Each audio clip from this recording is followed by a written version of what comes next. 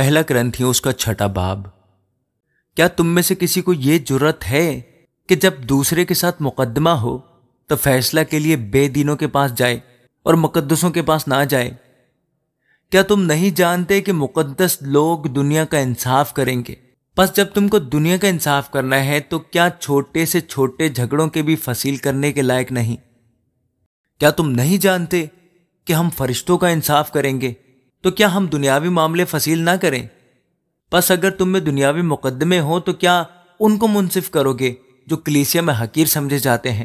میں تمہیں شرمندہ کرنے کے لیے یہ کہتا ہوں، کیا واقعی تم میں ایک بھی دانہ نہیں ملتا جو اپنے بھائیوں کا فیصلہ کر سکے؟ بلکہ بھائی بھائیوں میں مقدمہ ہوتا ہے اور وہ بھی بے دینوں کے آگے۔ لیکن دراصل تمہیں بڑا نقص یہ ہے کہ آپس میں مقدمہ بازی کرتے ہو۔ ظلم اٹھانا کیوں نہیں بہتر جانتے؟ اپنا نقصان کیوں نہیں قبول کرتے؟ بلکہ تم ہی ظلم کرتے ہو اور نقصان پہنچاتے ہو، اور وہ بھی بھائیوں کو۔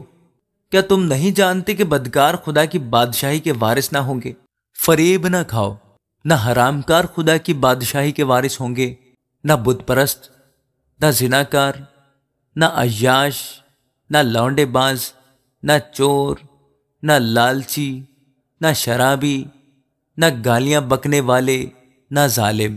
اور بعض تم میں ایسے ہی تھے بھی، مگر تم خداوند یسوع مسیح کے نام سے اور ہمارے خدا کے روح سے دھل گئے اور پاک ہوئے اور راست باز بھی ٹھہرے۔ سب چیزیں میرے لیے روا تو ہیں مگر سب چیزیں مفید نہیں۔ سب چیزیں میرے لیے روا تو ہیں لیکن میں کسی چیز کا پابند نہ ہوں گا۔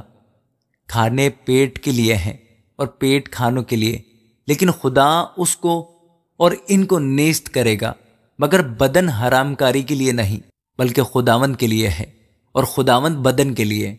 اور خدا نے خداوند کو بھی جلایا اور ہم کو بھی اپنی قدرت سے جلائے گا۔ کیا تم نہیں جانتے کہ تمہارے بدن مسیح کے اعضاء ہیں؟ پس کیا میں مسیح کے اعضاء لے کر کسبی کے اعضاء بناؤں؟ ہرگز نہیں۔ کیا تم نہیں جانتے کہ جو کوئی کسبی سے صحبت کرتا ہے وہ اس کے ساتھ ایک تن ہوتا ہے، کیونکہ وہ فرماتا ہے کہ وہ دونوں ایک تن ہوں گے؟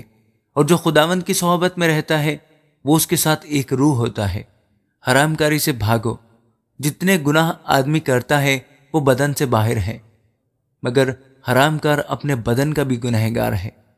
کیا تم نہیں جانتے کہ تمہارا بدن روح القدس کا مقدس ہے جو تم میں بسا ہوا ہے اور تم کو خدا کی طرف سے ملا ہے، اور تم اپنے نہیں کیونکہ قیمت سے خریدے گئے ہو؟ بس اپنے بدن سے خدا کا جلال ظاہر کرو۔ آمین۔ پہلا کرنتھیوں اس کا 7 باب۔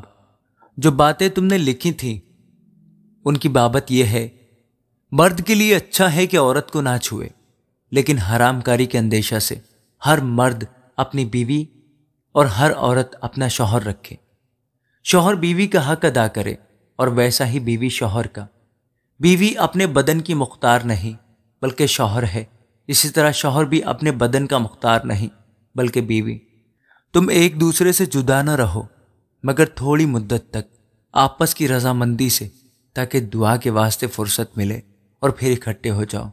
ایسا نہ ہو کہ غلبہ نفس کے سبب سے شیطان تم کو آزمائے، لیکن یہ میں اجازت کے طور پر کہتا ہوں، حکم کے طور پر نہیں۔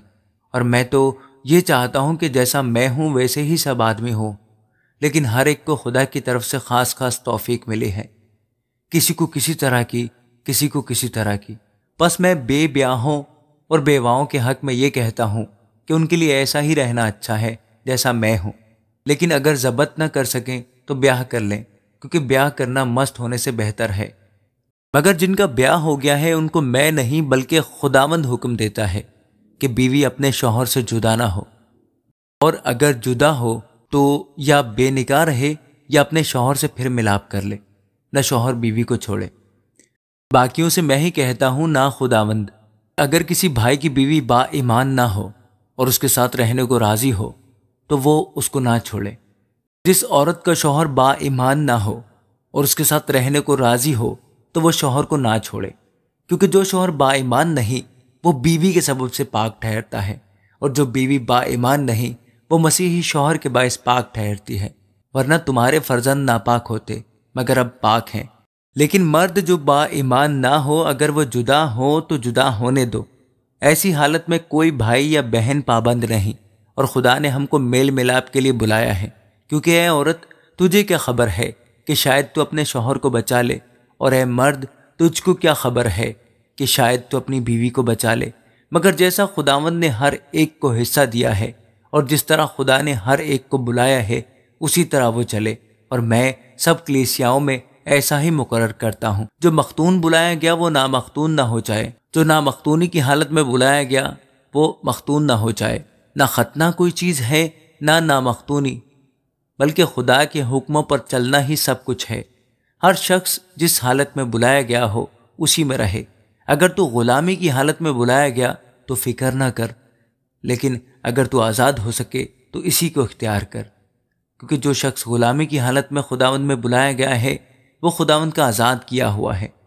اسی طرح جو آزادی کی حالت میں بلایا گیا ہے وہ مسیح کا غلام ہے۔ تم قیمت سے خریدے گئے ہو، آدمیوں کے غلام نہ بنو۔ اے بھائیو، جو کوئی جس حالت میں بلایا گیا ہو وہ اسی حالت میں خدا کے ساتھ رہے۔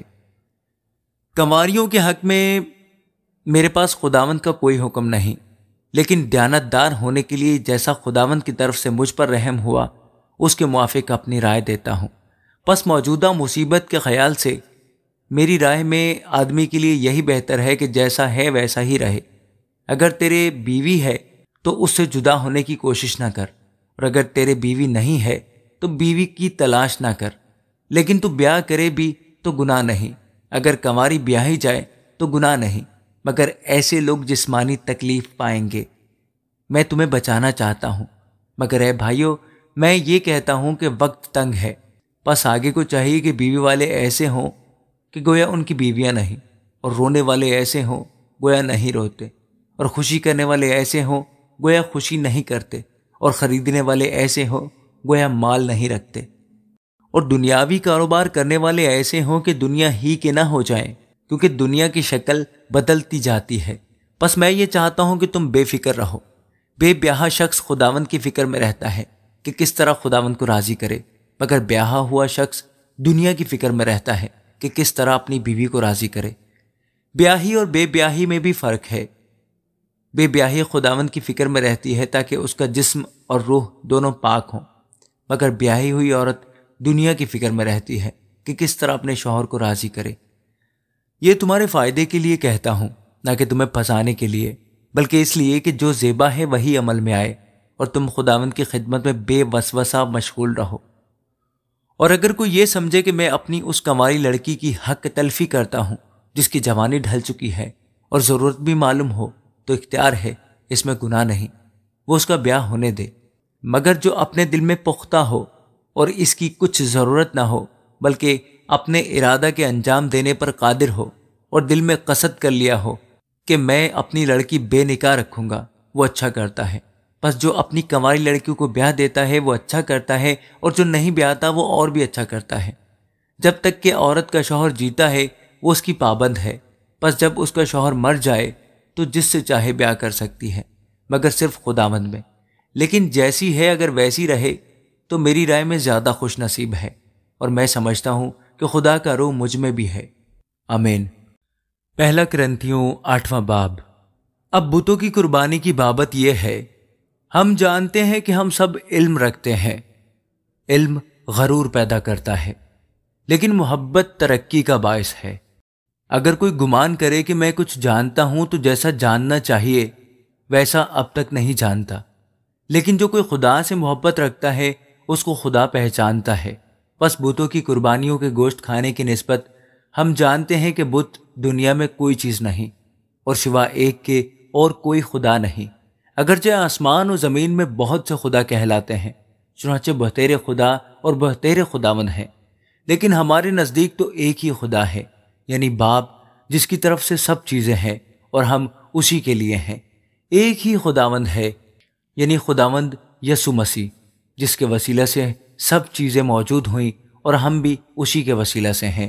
لیکن سب کو یہ علم نہیں، بلکہ بعض کو اب تک بت پرستی کی عادت ہے، اس لیے اس گوشت کو بت کی قربانی جان کر کھاتے ہیں، اور ان کا دل چونکہ کمزور ہے آلودہ ہو جاتا ہے۔ کھانا ہمیں خدا سے نہیں ملائے گا، اگر نہ کھائیں تو ہمارا کچھ نقصان نہیں، اگر کھائیں تو کچھ نفع نہیں، لیکن ہوشیار رہو، ایسا نہ ہو کہ تمہاری یہ آزادی کمزوروں کے لیے ٹھوکر کا باعث ہو جائے، کیونکہ اگر کوئی تجھ صاحب علم کو بت خانہ میں کھانا کھاتے دیکھے اور وہ کمزور شخص ہو تو کیا اس کا دل بتوں کی قربانی کھانے پر دلیر نہ ہو جائے گا؟ غرض تیرے علم کے سبب سے وہ کمزور شخص یعنی وہ بھائی جس کی خاطر مسیح موا ہلاک ہو جائے گا، اور تم اس طرح بھائیوں کے گنہگار ہو کر اور ان کے کمزور دلوں کو گھائل کر کے مسیح کے گنہگار ٹھہرتے ہو۔ اس سبب سے اگر کھانا میرے بھائی کو ٹھوکر کھلائے تو میں کبھی ہرگز گوشت نہ کھاؤں گا، تاکہ اپنے بھائی کے لیے ٹھوکر کا سبب نہ بنوں۔ آمین۔